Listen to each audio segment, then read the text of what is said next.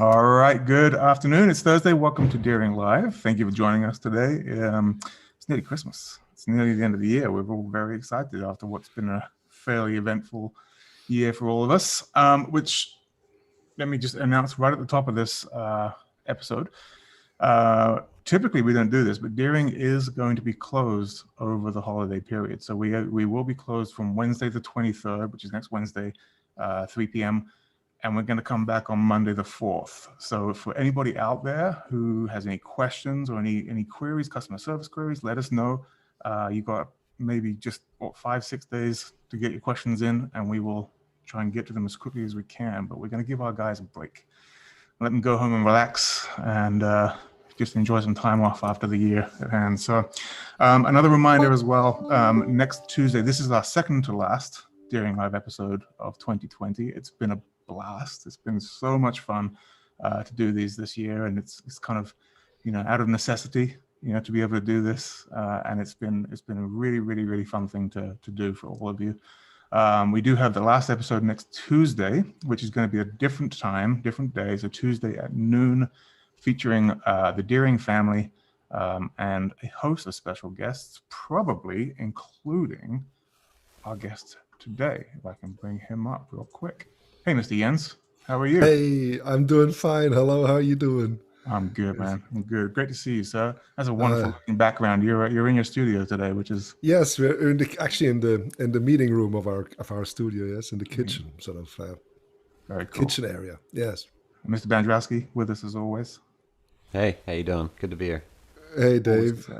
Dave's not wearing a hat today. He's been wearing a variety of hats all week this week. I'm disappointed that he's not wearing a hat today. He's hatless. He's hatless. That's right. All right. So without further ado, Jens, do you want to kick us off with a little something? And, yes, I think I'm going to play a little longer for a little something, just to sort of get us in the mood of banjo. You play as long as you like. I'm sure everyone's going to love it. So it's a little piece called "Lady with Parasol." Wonderful.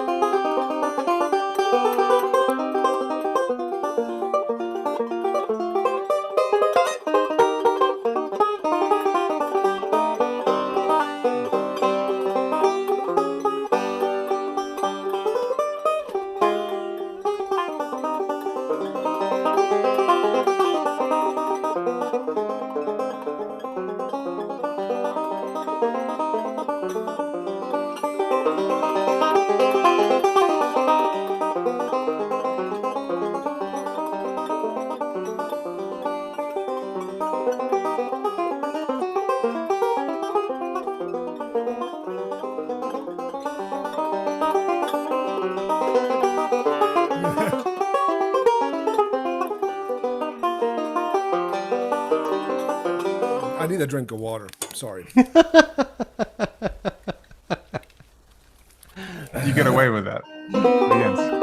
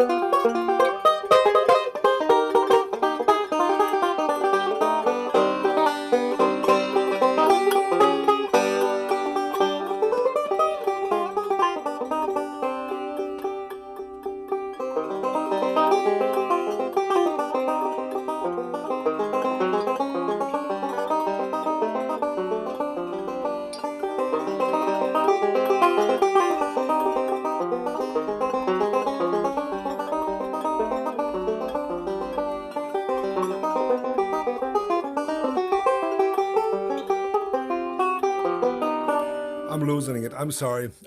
This is exactly what I didn't want it to happen. Sounds beautiful. But I'm sorry. Yes, I sort of got nervous today. Actually, Well, everybody does. It's good to show that you're human. yes. I am. Yes, today I am. I had a pretty rough day, but it's all good. I'm here. You're You here. know what It you need sounds is beautiful. one of those Camelback like water packs with a straw that just comes around, so you can just Yeah. It's all good. water while you Yes. go. That's the way to go. Yes. Hey, Jens. Yes. going on? Hello. Yes. Oh, I'm just working all day, on our podcast, that we do with the Kruger brothers, where we play live Yep. with Uwe.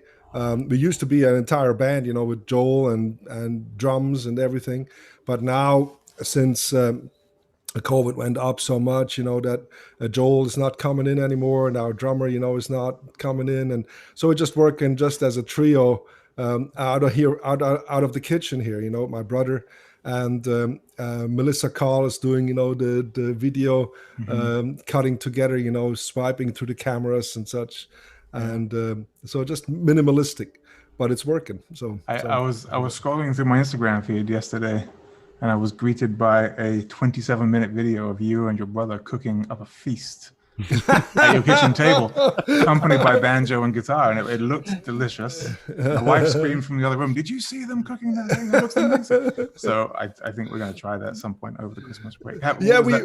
Well, actually, my father and my stepmother, they had the idea to run a restaurant at one point when we were kids, and so there was a butcher store and a restaurant that we ran as four children and two adults, and we had no other personnel. So we got up in the morning and we would work in the butcher store. And Uwe then became he went to to an apprenticeship to become a butcher. Mhm. And so we always cooked, and not that we were great cooks, but we enjoy cooking. And then at one point we thought, why don't we share a few of our family recipes? And we meet up in our kitchen. So we just recorded the next weekend Sunday episode that will be aired at 1 o'clock Eastern time. And it's a lot of fun. I mean, we just Uwe made some chicken and rice last time, and I made a goulash. And Is there something you like to do? Just out of curiosity, you obviously love cooking, both of you. Is that something you do regularly, just together off camera? yes, actually, I like, you can tell I like food, and Don't we all? Look at and being in the kitchen and having a glass of wine and cooking a good meal for the family, or just yeah. is a good thing to do. It relaxes me. It's beautiful. Mhm. Yeah. We appreciate it. We think we'll try some recipes. You like Yes. this? So before we get into what we planned to talk about, Yes. Jens, you had some interesting news this week, I heard, and it's really cool. So would you mind sharing it with the world? Well, yeah, I spoke to Johnny Beyer, who's the curator of the Banjo Museum in Oklahoma, and they have a Hall of Fame. And I got inducted to the Hall of Fame. I got voted in, And next year, hopefully, there will be the ceremony. Wow. Despite of COVID. But I'm going to have a place in the Banjo Music Hall of Fame, which really is amazing. That is phenomenal. Huge congratulations from Yeah, everybody here at Deering. Thank you. Amazing. You're up there with some big names, right? Yeah, it's humbling to see who's in there, and for me for all of you who don't know me, I'm from Europe, and my English is not all that good. But growing up in Switzerland, I would have never thought that I would be as well accepted as a musician as I am, in America. And it's a great honor. It truly is. It has to mean a lot, right? Being from Europe and then coming over and being inducted to a Hall of Fame for an instrument that is just not from your part of the world. It's very much here in America. Exactly right. Yes. Exactly. Yes. Exactly right. Yes. That's. Yeah. I've been playing banjo for a long time. When you think about it, I had my first paying show in 1973. So it's been a while. Wow. And so I started my professional career in 1979, and been pretty much on the road ever since, until this year. I mean, this year was the first year where we got grounded, and it's a weird feeling. I'm 58 now, just turned 58, and for 40 years I'm pretty much just on the road, constantly. I mean, just playing all the time. And because you went back to Switzerland recently to play some shows. They got canceled kind of last minute as well, right? Yes, we had a tour lined up. First, we wanted to go with Jody, our drummer, and Joel, but then Jody couldn't go because they didn't allow Americans to fly into Switzerland at the time. And then Joel decided not to come either because he just was afraid of traveling. Sure. When we said, okay, let's do it with our old friends Peter and Walter Kaiser. And they're fantastic. They're twins, and they're in their mid-60s, and they're just phenomenal musicians, bass and drum.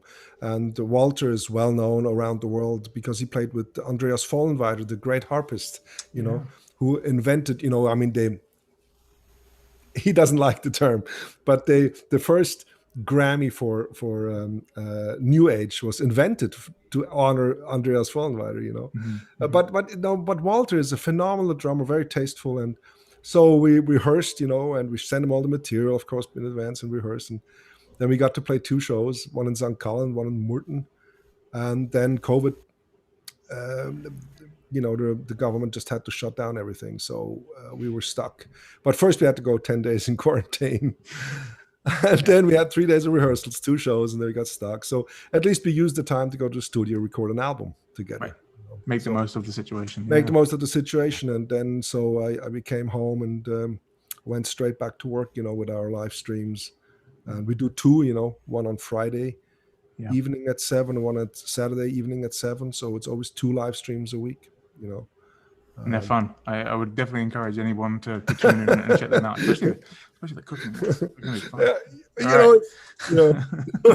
And we're gonna add one more that segues in beautifully to why we're here, right? To what we're talking about. And Dave, I'm gonna let you take over in just a minute. But so Jens, we had talked a while about the idea of doing another Deering live session, and maybe we could do like a lesson, right? Instead of just like an interview type thing.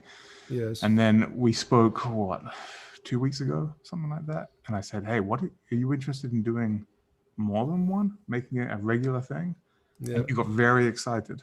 Yes, I got very excited. You got very excited. So the reason why we're here today is really to kind of announce the new Banjo Masterclass with Jens Kruger.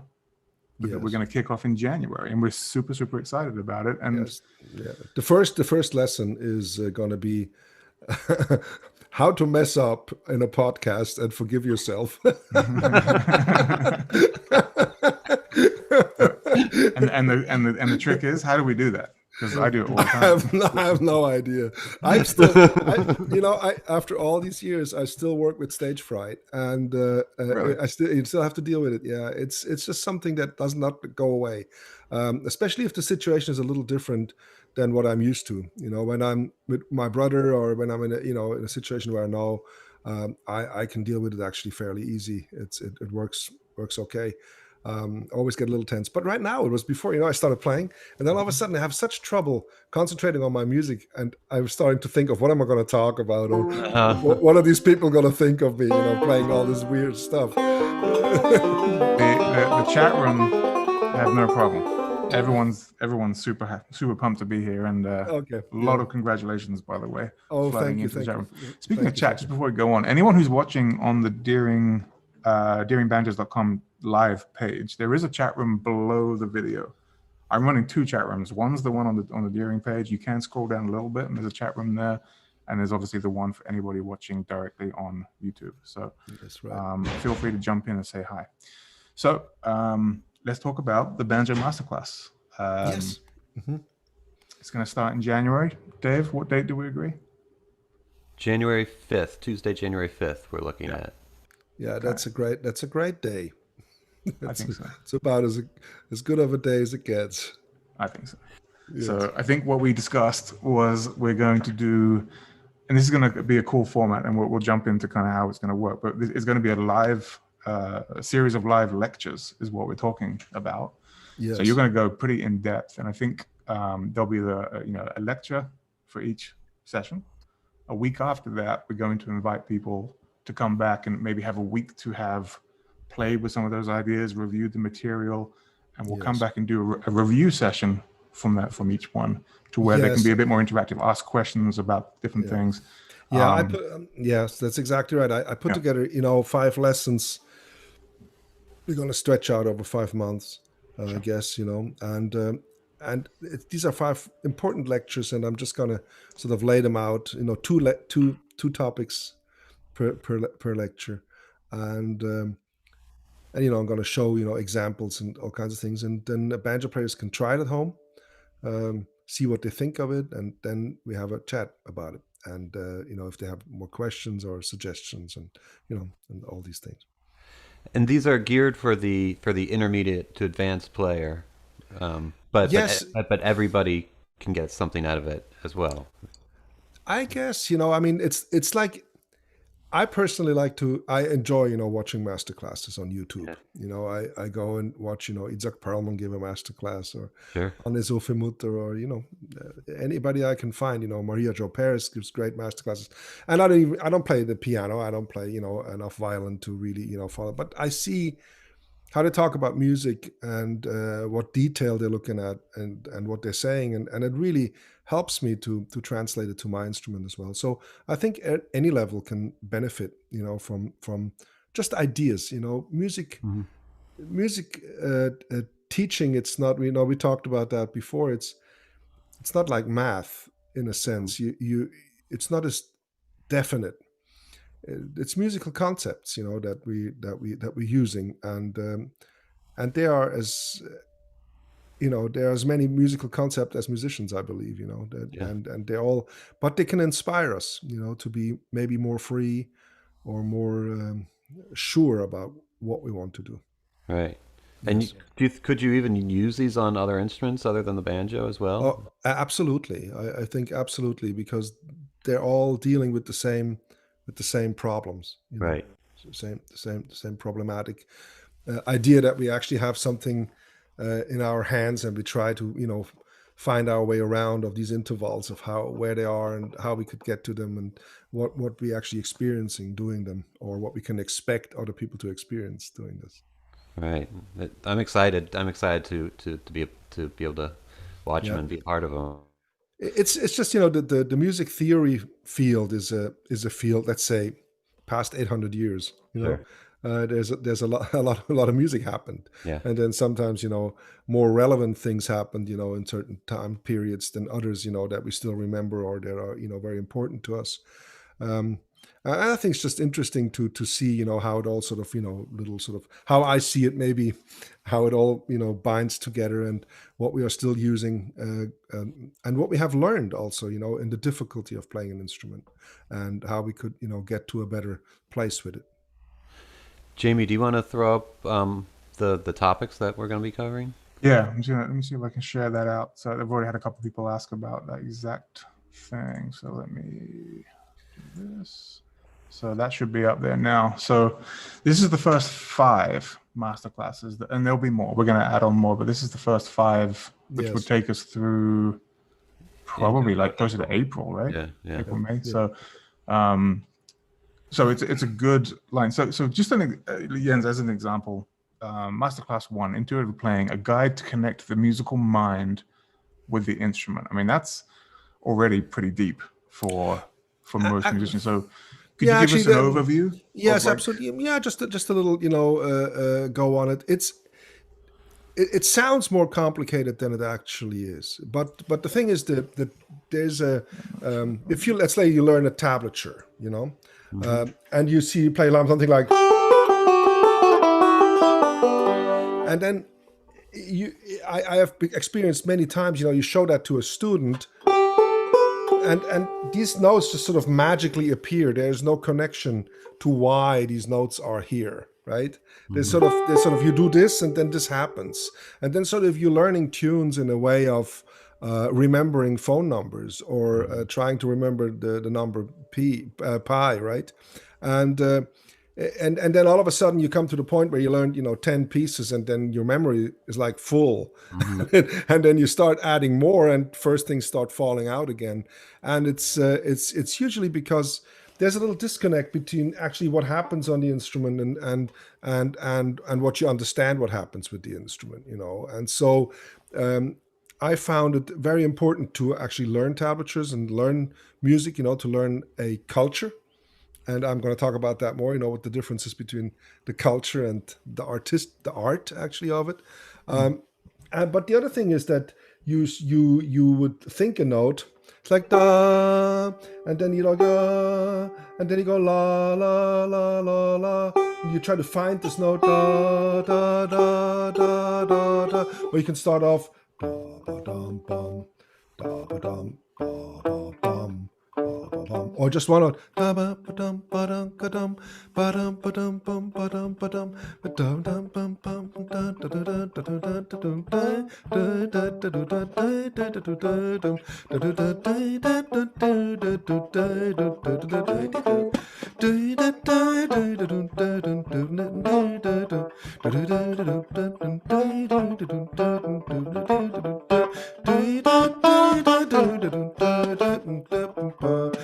And you see, I'm only using the few notes, but I'm connecting them to my intuitive mind. I'm not following a pattern that has been given to me before. I just do exactly what I just feel right now I want to do, and my fingers are doing it. Yeah. You see, that's why before, when I messed up, I have to go back to that. I wasn't able to hear myself. You see, that can happen. That you start get turning into the number sort of system in your brain. Yeah, you just you're watching your fingers, but you're not actually hearing the music anymore because your mind thinks of something else and is not listening to the music anymore. I mean, that can happen to anybody, in situations. But to actually start to combine, to connect the mind, you can take anywhere, just play a note, da, and then take another one, da, da, da, dum.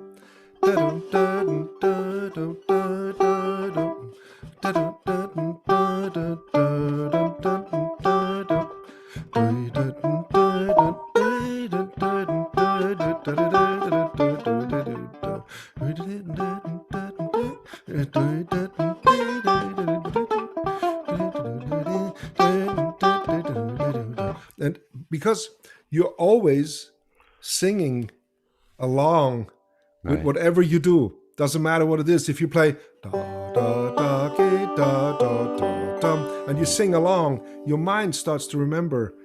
Exactly. Your hands start to remember what your mind when you hear it, your hands will automatically do it. Right. And so that's the connect. That's creating a connection between the musical mind and the instrument. Now, that is very important. In addition to just learning patterns, and just sort of following ideas. But I have too many times seen even pretty good musicians, following patterns that they don't really understand where the notes are coming from. Yeah. Like you would play, yeah. wow, that's a great lick, and you learn that, but you cannot really sing it, or you don't really know where the notes are coming from. They sort of magically appear through this pattern that you do. Right. You know? This muscle And memory thing. Yeah. and the banjo is very much like that, because you have all these cross things where a higher note is not necessarily on the same string; it's on a lower string, and that can be very confusing. And so, to get a connection on the banjo, to be more free on the banjo, is something very, very important. For instance, before, when I played something that was actually set, so I had to remember it, which didn't work. But so improvising is a lot easier, because then you are at the spot where you're actually coming up with it, and your mind definitely has to go there. Mm-hmm. Yeah. So everybody can see this. It's going to be. I mean, these topics are going to be well covered, and they're gonna, you know, everybody's gonna learn something. Everybody's gonna be able to pull something out of it. Yeah, or melodic content. What is a melody? How does it become a melody? What is a fragment? What is a, and sort of to understand, that the musical conversation of melodies, and the calls and the answers, and all these kind of concepts I'm going to talk about in the first lesson. And then the format, we're going to have a follow-up. The week later, we're going to have a follow-up session where people then can come back after working on that and ask questions in the chat, correct? Yes, exactly. Yeah, that would be very nice, because I'm sure there's questions, or maybe people just want to call in and say it works, Right. Yeah, because it's interesting, if I've seen it, with people who start singing along with what they do, and in jazz sometimes they call that the inner ear. You're trying to follow that, and you even can see a lot of musicians who improvise, who you can see that actually they're singing along. Yeah. They're actually singing along with what they do, and it's a good bridge, because then you also have licks, that they work. And then you can throw in maybe something that you are sure that this is how I'm going to play it and it's going to work. But then you maybe go back, and you need to, follow your inner mind, your inner idea of the music. Right. You know. Yeah, string players have that problem of falling into patterns, and so much, as opposed to a horn player is playing naturally, phrasing things because they have to breathe, and it's less of a pattern sort of oriented instrument, but strings, especially banjo, because you're playing so many notes with the right hand that it's hard to slow down and yes, hear what you're actually doing. Yes, I think there's a lot of understanding, that discovery that you can have when you play something. When you play. Well, that could be nice, but why is it nice? So the basic question: why do we think? I'm not talking about anybody else. I'm just talking about yourself. Why do you think something is nice or it is not nice? Depends greatly on what you see inside of you when you actually hear that. Now, that sounds, for some people, maybe that sounds a little strange, but after a while, you can clearly see, oh, this is not an atmosphere that I want to be in, or this is a picture where I can sort of see that and this and that. But everybody has actually sees something all the time when they hear music. And depending on whether they like what they see, it's like a dream. Whether they like that dream they're in or not, they like the music. The sounds itself don't say anything. They're just sounds. So they actually connected to our imagination. But because there's a reality that we live in, like here, the computer, everything, the things I see, it's overshadowing my inner pictures, but they still determine if I like something or not. And it's important to look inside and to see what is it that you see. The smallest little snippet, when you listen to music, there's great lectures on that I read when I was a kid. Especially in Russia, they teach all the children or they used to, at least, Mm-hmm. most Yeah. of the children teach the children emotions, not by saying, oh, play soft there, or play loud, or play, but they say, oh, here's the wolf coming, then you're not going to play. You play in a different atmosphere, and so the pictures that are given for Right. the story gives you the emotions. It's like, Right. and so they teach the interpretation through actual pictures, that the stories, images, that people can feel and be in, and then their playing instantly goes there. You don't have to you don't have to force yourself to play louder or quieter. If you see somebody tiptoeing, you're not going to play loud. But it goes the other way around as well. Right. Then you're really truly communicating a story when you play, as opposed to just making sounds. Yes, it's also very satisfying when you play, because you know what you want to show. Mm-hmm. It's like, when I started off the piece before.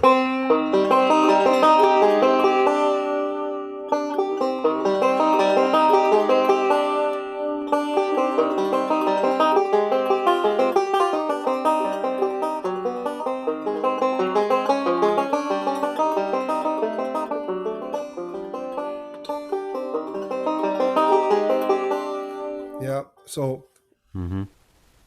that's a lady walking out of a hotel for me, walking down the street, very quietly, very sort of for herself. There's no crowd around, but it's the picture I need to have to see this.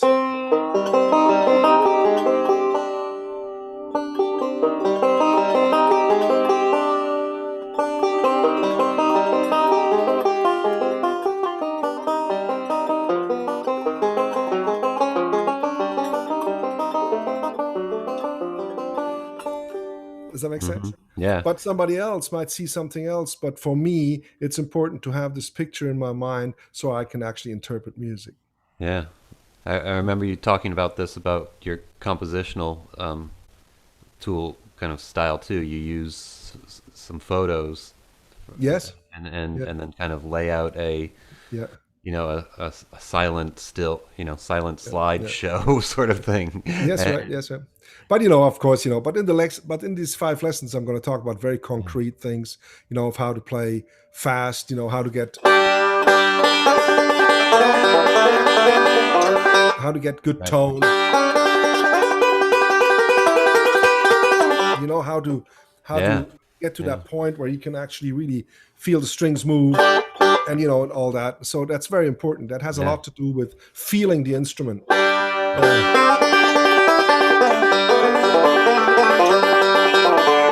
And I'm going to talk about these subjects, and of course, going to talk about music theory, about chord connections, of how chords are connected in a traditional sort of way, and then more, into the jazz influence, and of course, reaching back to the ideas of common tone, and all kinds of different concepts that we can use, different chord structures that we can use, scales we can use, music theories that are laying behind all these concepts. That's interesting. And of course, then also substitutions. When Uwe is playing a G chord, I don't need to necessarily play a G chord. And what can I use? What could I do? How can I extend it? And how do these flavors sound like? And how can I put them on the banjo? And how could I use them in Will the Circle Be Unbroken? Right. And that's so I'm very excited to talk about all these things, because It's a these are good not mix as well. Looking at the list, there's a really good mix of like actual technique-based areas, and Yes. some are far more philosophical. They're going to get into kind of like not a tangible lesson, but really kind of like you said, using your mind. Like one of the things on Masterclass 5 is musical structure, concepts of musical architecture. I'm intrigued by what that might entail? Because that's Well, not a technique thing, but what no, it's not. It's understand. It's a little bit more looking in depth into musical structures. Like what is a sonata, and how does actually parts of the sonata have a play in modern bluegrass. Hmm. Because you have exposition, you have you have all these elements. Of other of classical music styles, or let's say music styles have been around a long time, and we can look at these architectural structures. That's an A part or a B part, or you have an A part and a B part, and then the A part and the C part. So you have a rondo form, or Right. uh, Right. you have a serial form, like you have A, B, C, D, E, and then you repeat that. And so you have all these different concepts. Or if you play banjo solo music, or you want to enjoy just playing for yourself, do you want to just um, play, let's say, Salt Creek, and then play variations of Salt Creek? Or do you play Salt Creek and then you invent something that sounds like Salt Creek, but it's not Salt Creek altogether anymore, but it's like a new part for Salt Creek, right? Hmm. And you can then extend the music and build a bigger structure. I have to do that a lot when I compose. If I have a composition, a commission where I write for bigger symphony, or chamber music works. I need bigger structures. I cannot just play a fundamental. Right. A lot of times it's just not suitable just to play a melody and then come with the next melody and then the next melody and the next. Maybe I want to stick with certain themes, Hmm. that I'm going to reuse in a different way, and go to a minor key, or reverse them, or come up with all kinds of different ideas for the new section that are based on on these concepts that tie everything together. And these musical structures, once they become a little bit more clear, a lot of music becomes just so much more understandable, and um, you can benefit from listening to them because you understand them so much better. Yeah.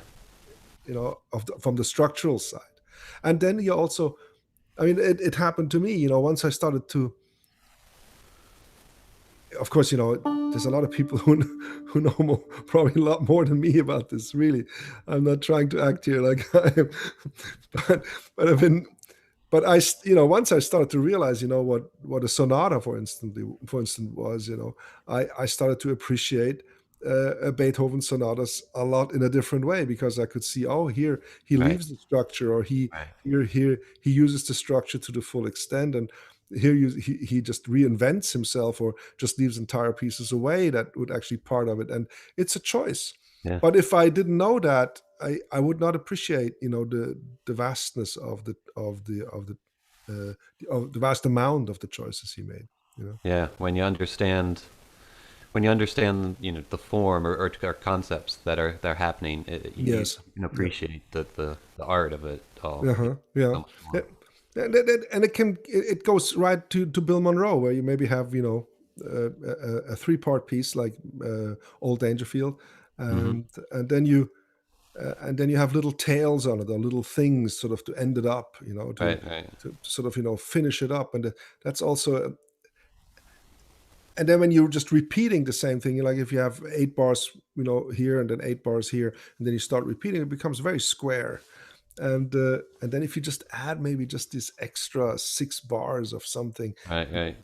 it becomes something new, because you don't fall into this pattern, of things Hmm. so easily. And sometimes you don't need that, and you don't want that, but it's just nice to see that. Also, uh, it's nice how to build phrases out of sentences, or out of words, uh, Hmm. out of a phrase that is dear to you, and you just actually play it the way you say it, and that can be very great inspirational, tool to find new ways of approaching a melody.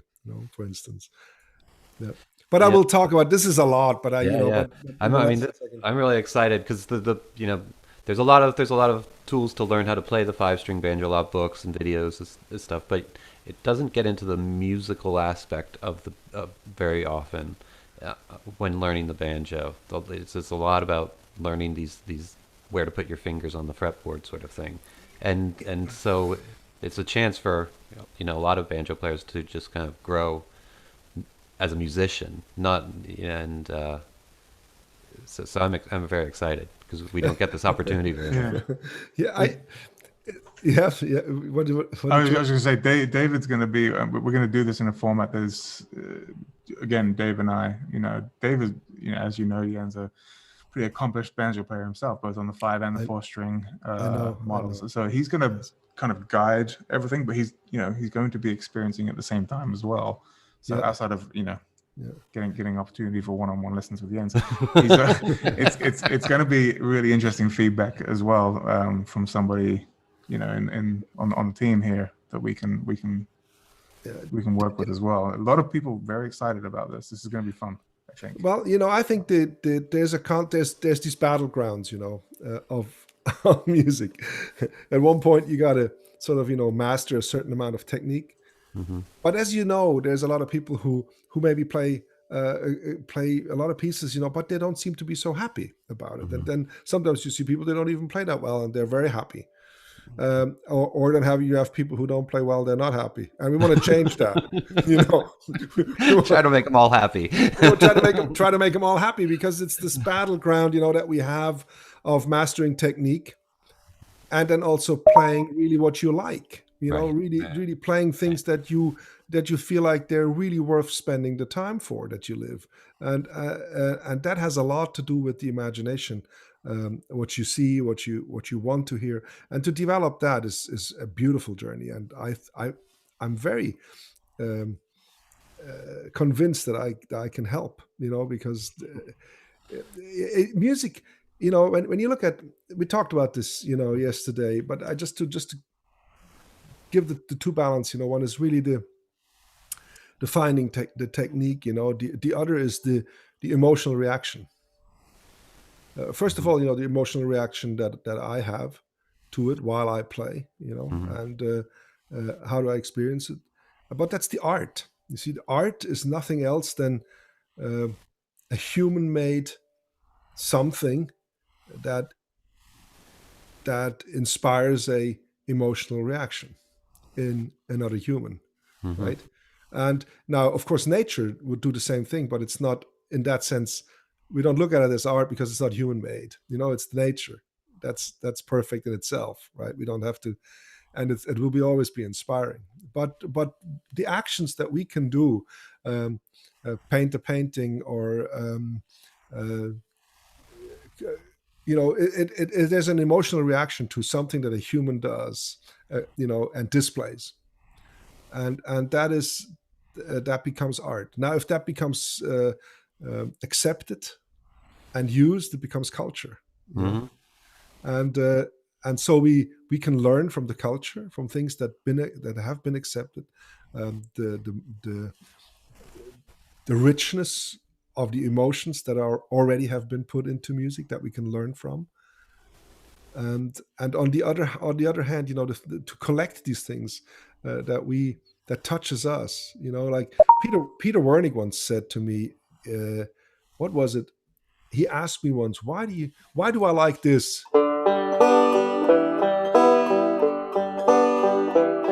And we were at Rocky Grass, and he said, "Isn't it a phenomenon? I just love that 1 and the 6, Uh-huh. And I said, "Yes, absolutely." And that's the mystery.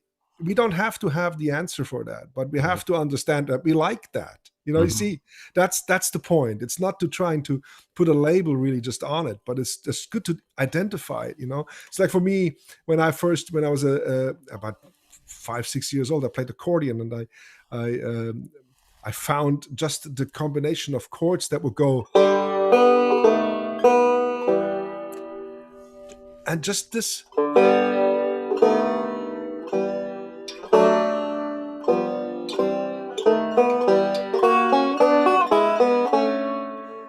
These,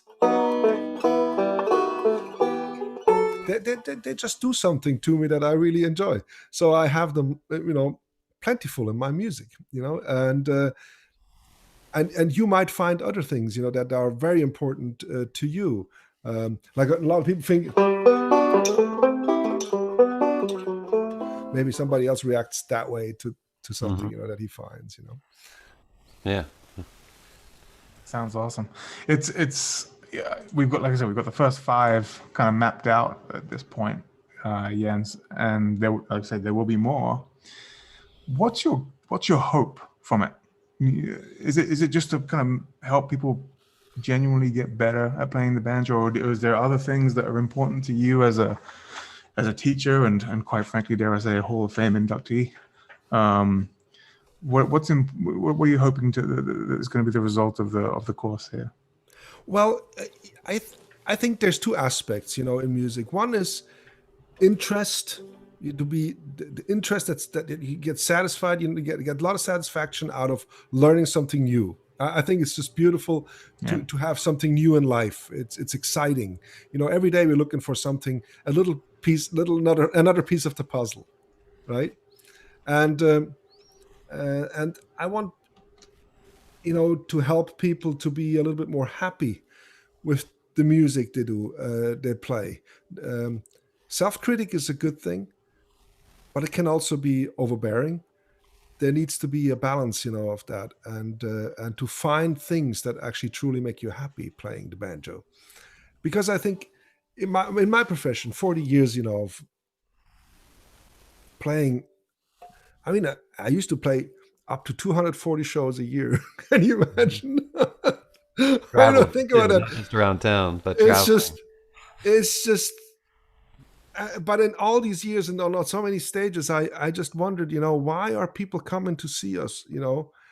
Because obviously something happens. There's a sense of curiosity and entertainment, and getting their thoughts of their daily things, and then there's emotions that they have while they listen to the music that makes them sort of happy. So we're actually happy makers, and Love in a that. sense, That's a great term. Happy makers. That's cool. and with the banjo especially, people expect to be happy when they listen to a banjo, I think. Yeah.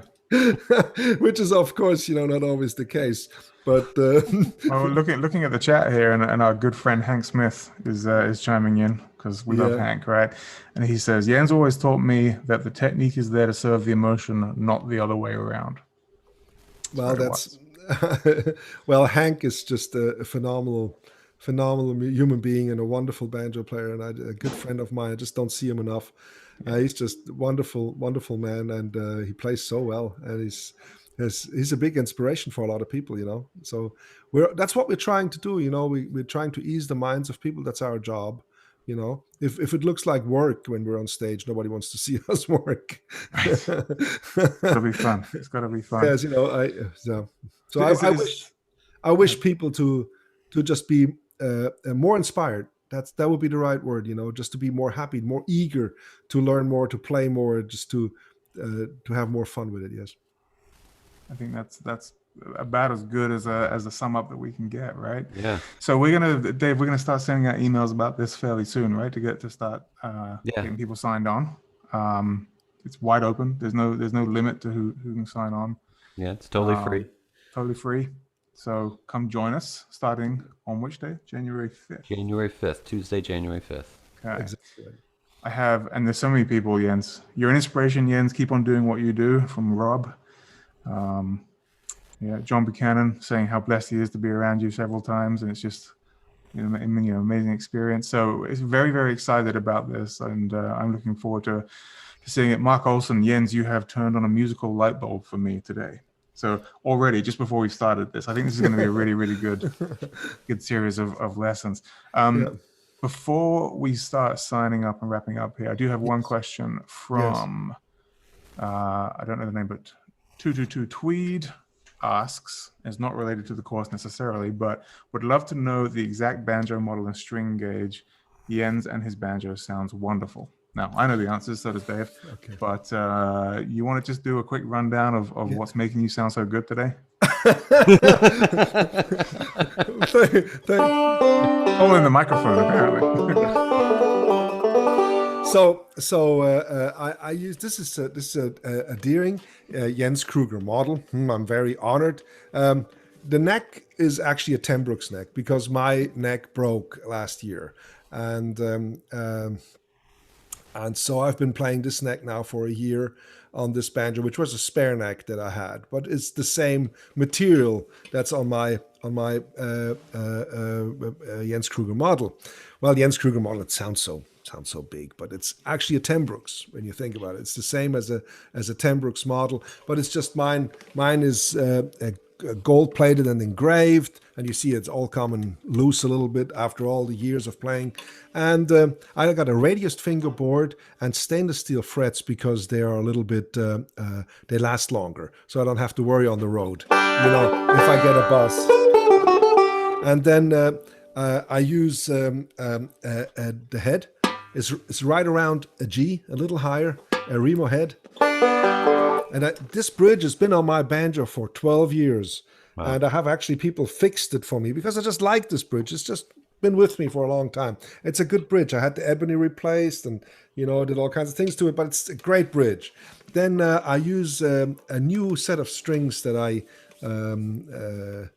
started using because I don't have to play as loud at home and for the podcasts and for the studio as I do on stage sometimes. So this is 10 and a half, 11 and a half, 13, 22, 10 and a half. Yeah, and then I use blue chip, is this thumb pick. But I think I'm going to switch over to the Pro Pick thumb pick. Because yes, we talked about changing this and that. Once they become a little bit more comfortable, I like the tone of the Pro Pick very, very much. There's a new plastic on there's a new, and it sounds phenomenal. Actually, it sounds so much better than anything I ever used. But anyway, and for the finger picks, I use the Hofmeier picks because they sound nice and dark. So I can have a nice crack with the banjo, but it still is.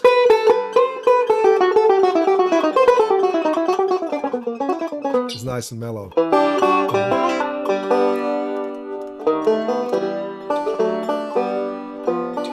Was that too long? I think. No, that was pretty good. Pretty good. I like that. And news on the strings coming soon. Can't say anything now. All right. Very cool. So January 5th, a really, really good way to start off the new year. If you're looking to really take your playing and your kind of knowledge to a new level, you're being taught by, frankly, one of the best. And I think we all agree with that one. So you're too kind. I just want my Christmas gift, Jens. That's I know, it's on its way. It's on its way. All right. Well, listen, that was a lot of fun. Thank you very much. Absolutely. Any closing thoughts, Jens? Well, no, I'm just glad that I can do this. I want to thank the whole Deering crew that I'm invited to give these lectures, because this is very exciting to be with the company. I've been with the company for many years, and I love everybody, and I just wish that, when I see you, I want to come out to the company, and walk around and look at the banjos, and it's just, for me, it's a great honor. So I'm really looking forward. It's an honor to have you, and it's going to be a lot of fun. And, soon, I mean, for anyone who's ever hugged Jens, he does the best hugs ever. So it'd be good to see you in person, hopefully sometime soon, and we can do this in the showroom instead of over Zoom. Yes. But cool. Do you want to play us out for a minute? Yes, absolutely. I'm going to play a little bit of my daughter's piece, Miriam. Oh, awesome. Very good. So before we go, next Tuesday, just a quick reminder for anyone who tuned in a little later today. Next Tuesday, which is the 22nd at noon, we will have the last Deering Live of 2020 featuring Greg and Janet and Jamie Deering and a slew of special guests, which I'm sure you'll be there as well. We're going to drop in whenever they feel like it. So it's going to be an off-the-cuff, not particularly rehearsed. So come join us at noon next week. Grab a coffee, grab a tea, grab whatever you want. It's going to be 5 o'clock somewhere probably. So noon Pacific time, 3 o'clock. Noon Pacific time, I should say that. Eastern. So if you, so we'll see you then. We'll send out emails to remind you. And thank you everybody as always for joining us. Jens, take it away, my friend. Yeah.